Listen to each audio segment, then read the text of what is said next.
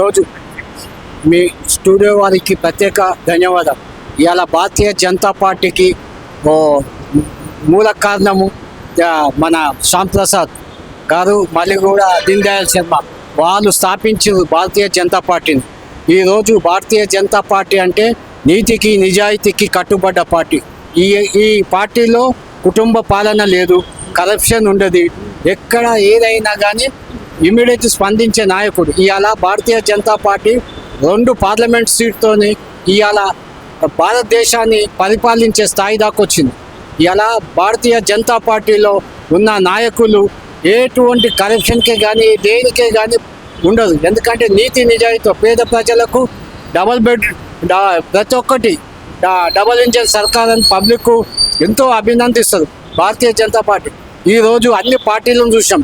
గతంలో టీఆర్ఎస్ చూసాం, ఇప్పుడు కాంగ్రెస్ చూస్తున్నాం. రేపు రాబోయేది Bharatiya Janata party. Double engine సర్కారు తెలంగాణ రాబోతుంది. పేద ప్రజలకు న్యాయం జరుగుతుంది.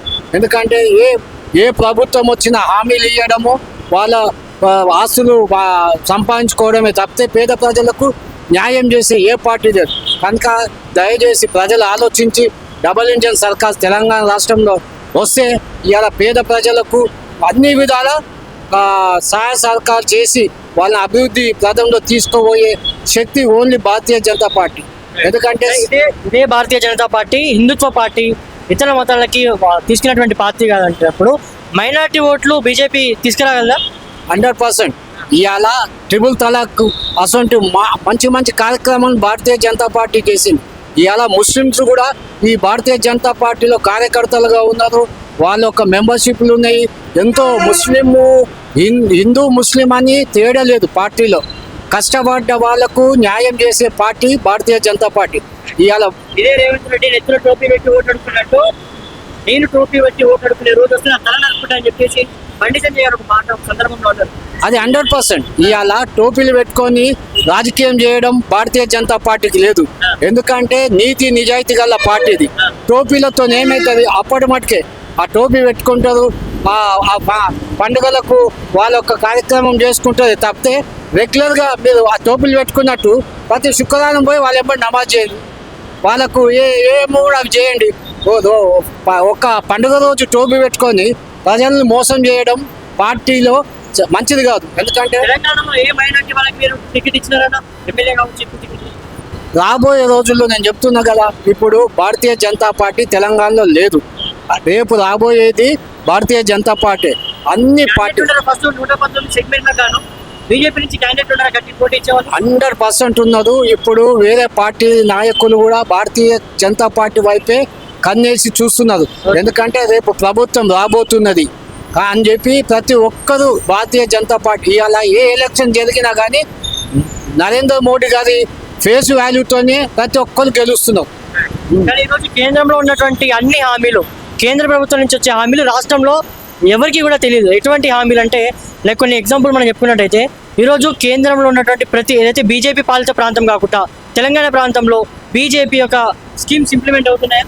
100% అవుతున్నాయి. ఎందుకంటే కొంత మామూలు గ్రామాలలో తెలియకుండొచ్చు, ఇక మనకు అయితే సిటీలో మాత్రము ప్రతి ఒక్కటి యూజ్ చేస్తూ తెలుస్తలేదు.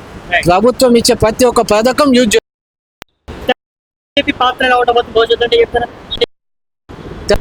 తెలంగాణ బీజేపీ పాత్ర ప్రతిపక్షంగా లేకుండా కోల్పోతున్నా లేదు రాష్ట్రంలో అధికారంలోకి వచ్చారు. రాష్ట్రంలో భారతీయ పార్టీ జెండా ఉంది, భారతీయ జనతా పార్టీ జెండా ఎగురుతుంది. ప్రభుత్వం 2 సంవత్సరాలు దాటింది. మనకు కామారెడ్డి డిక్లరేషన్లో ముదిరాజ రిజర్వేషన్ గవర్నమెంట్ ప్రకటించింది. మా ప్రభుత్వం రాగానే ముదిరాజ రిజర్వేషన్ పైన మేము ఏదో ఒక నిర్ణయం తీసుకుంటామని గతంలో రేవంత్ రెడ్డి గారు చెప్పడం జరిగింది. కానీ ఇప్పటి మటుకు ఇంప్లిమెంట్ కాలేదు రిజర్వేషన్. అలా రిజర్వేషన్ అంశం అనేది చాలా ఈ ముదిరాజ్ జాతికి చాలా ముఖ్యమైన అంశం. ఎందుకంటే గతంలో వైఎస్ రాజశేఖర రెడ్డి గారు జీవో 15 ఇచ్చి ముదిరాళ్ళని ఏ గ్రూపులో మార్చడం జరిగింది.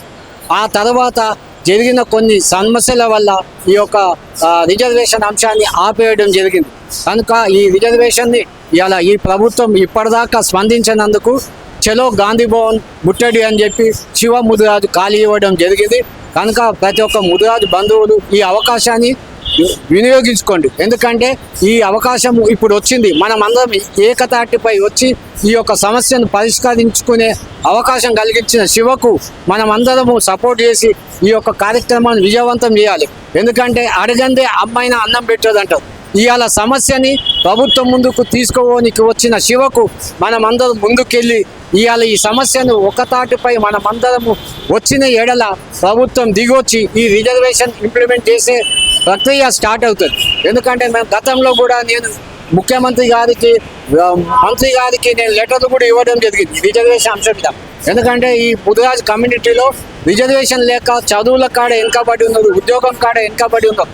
కనుక ఈ రిజర్వేషన్ ఒకటి ఇంప్లిమెంట్ చేస్తే ఈ ప్రభుత్వాన్ని ఎన్నిసార్లు అడిగినా కానీ చూస్తాం చేస్తాం అంటుంది. కానీ ఈ రిజర్వేషన్ని ఏమి ప్రస్తుతము గతంలో సుప్రీంకోర్టు ఉండే, హైకోర్టు ఉండే, ఇప్పుడు గవర్నమెంట్కి వచ్చింది. గవర్నమెంట్ దగ్గర బీసీ కమిషనర్ దగ్గర ఉంది. ఈ ఇంప్లిమెంట్ ప్రభుత్వము కొత్త జీవో ఇవ్వనవసరం లేదు, ఏం లేదు. ఉన్న జీవోని దాన్ని ఇంప్లిమెంట్ చేసేస్తే ఈ ముదిరాజ్ జాతికి మేలు జరుగుతుందని ఆశిస్తూ మీరు ఆ ముదిరాజులు అధిక సంఖ్యలో గాంధీ భవన్కి వచ్చారు. అన్న ఇప్పుడు సుప్రీంకోర్టు ఏదైతే ఇచ్చినటువంటి తీర్పును ఎస్సీ ఎస్టీలు ఎవరైనా ఇతర మతాలకు గనక మారితే గనక వారి యొక్క హోదా రద్దు అవుతుంది, రిజర్వేషన్ రద్దు అవుతుంది అనేటువంటి ప్రక్రియని ఏ విధంగా చూసుకోవచ్చు? ఎస్సీ ఎస్టీలు అంటే వాళ్ళు ఒక మతం నుండి ఇంకో మతంలో మారడం వల్ల ఇవాళ ఇక్కడ ఈ మతంలో రిజర్వేషన్ తీసుకుంటారు, అక్కడ రిజర్వేషన్ పొందుతుంది.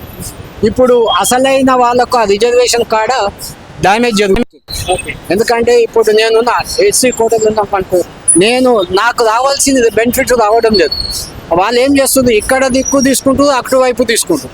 నువ్వు ఉంటే ఏదైనా ఒక దిక్కు ఉంటే ఆ రిజర్వేషన్ ఫలాలు అనేది అందరికి దొరుకుతాయి. ఇప్పుడు గవర్నమెంట్ అనేది ఏంటంటే నువ్వు ఏ కోటలు అదే కోట నువ్వు వాడుకో, నువ్వు డెవలప్గా అంటావు. కానీ రెండు యాగలు తీసుకునే వల్ల నీకు నష్టం జరుగుతుంది, నాకు నష్టం జరుగుతుంది.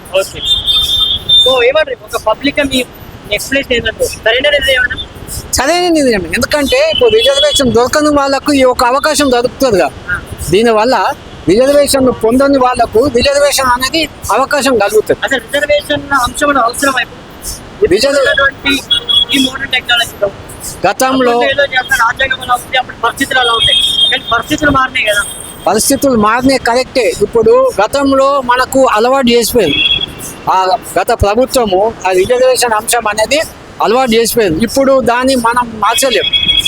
రిజర్వేషన్ అన్నది కూడా పేదవాళ్ళు మంచి చదువుకున్న వాళ్ళకు రిజర్వేషన్ కలిగిస్తే ఆ కుటుంబం డెవలప్ అవుతుంది. ఇప్పుడు రిజర్వేషన్ అనడం వల్ల వాడు బాగా చదువుకొని వాడు మెరిట్ ర్యాంక్ వచ్చినా కానీ వానికి ఉద్యోగం లేదు, వానికి ఎడ్యుకేషన్గా డెవలప్మెంట్